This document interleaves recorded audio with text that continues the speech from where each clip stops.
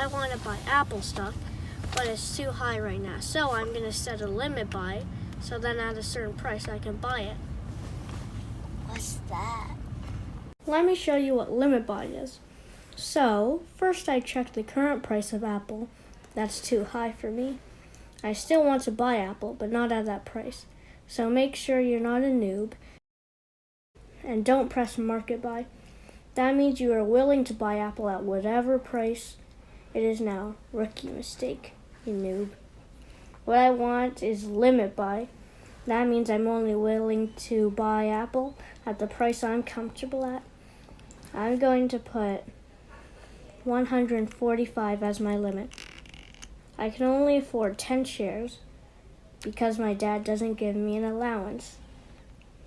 I set it up that I will automatically buy 10 shares of Apple only if it drops to 145.